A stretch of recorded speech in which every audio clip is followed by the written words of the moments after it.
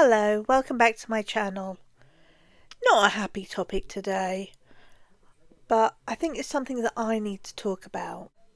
So, welcome to You Are Here, and here are my thoughts. How do we separate the art from the artist when the artist of something we love turns out to have not been a good person, in fact, have been pretty awful? Yes, Neil Gaiman. I've been following him since I was a teenager, and the latest revelations are just horrific, and I've got to somehow process this. Like you, Taurus, I go through my bookcases because I no longer want these books on my shelves, and these are books that I have treasured, but all the joy has been sucked out by the fairly firm allegations of Neil Gaiman being an abuser of women and of being a really horrible person. And I am so disappointed. I actually met Neil Gaiman be about 30 years ago at a book signing for Coraline. And what we're getting through the news does not match the person I met. I think that's part of the problem, that Neil Gaiman has been such a publicly nice person. Has publicly shared and supported the trans community, supported women, and to find out that his private life is so separate. I mean, Chivalry as a book, it's just like, that's exactly the opposite to what the real Neil Gaiman seems to be. I mean, these books that I'm looking, they're all over the house in different bookcases, because Neil Gaiman's writing has touched so many different areas of writing. And what you can see now is me going through the graphic novel shelves, taking off the Sandman books and various other works that I've really enjoyed over time. Yet they have totally been poisoned by the revelations that have come out about Neil Gaiman. I'll put some links down below if you want to read more, but I really don't want to share a lot of any of the details, other than to say that there are now more than 9 women coming forward and making well-founded allegations of sexual assault and rape. And I don't think any of us wanted to hear this. As the geek I am, I have many figures. You saw me taking the endless figures off. There's John Constantine going into the box. I mean, there is so much science fiction that Neil Gaiman has touched. Influences in there's Doctor Who. Even Delirium, who I just held up. She's based on Alanis Morissette, who's again an artist that I really admire. And it feels a little bit like the core of so much of my reading pleasure has been sucked out.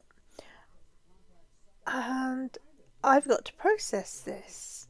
And at the moment, my process is that I just don't want them on my shelves. I'm not sure what I'm going to do with them yet. But this is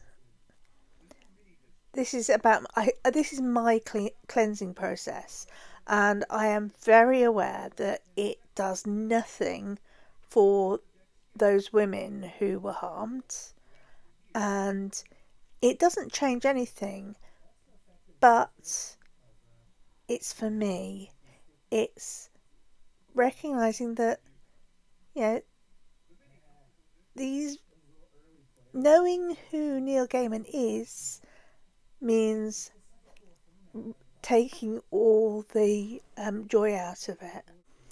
And I don't think it's about the details of the allegations. It's more that the person does not line up with what I had thought and what I had understood of this person. You know, it's so hard. I find it quite easy to say I don't want to buy any of his new work, but what do you do with the stories that are already in your head? What do you do with everything that he created that still lives as a part of me? And I have to think, you know, that just feels very tainted by the allegations and even the parts that he has acknowledged. It is not that he has said, oh no, I have done nothing. He has tried to justify and explain away the allegations. So, a great body of work, really. But I've now got to think, what do I do with some of the other fandoms that were not created just by Neil Gaiman alone? I mean, Good Omens working with Terry Pratchett, and as far as I know, there has never been anything but good said of Terry Pratchett. But obviously, the Good Omens season 3 has been significantly cut. Instead of a series, it's now going to be a 90-minute episode to wrap the story up, presumably with other writers working from his work. So where do we go from here? I know that I will not be buying any more of Neil Gaiman's work or anthologies that he's contributed to, because I don't want to be financially supporting someone who has such disregard for women. But and all his previous work somehow feels spoilt. I've been puzzling through how this is different from my feelings about the work of J.K. Rowling, who I have been very hardline. I do not want to provide that woman with any money. But I think at the core it's the difference between Neil Gaiman has turned out to be a person I don't like, someone I find vile. But J.K. Rowling, however, is campaigning and fighting against who I am. So please tell me, what do you think?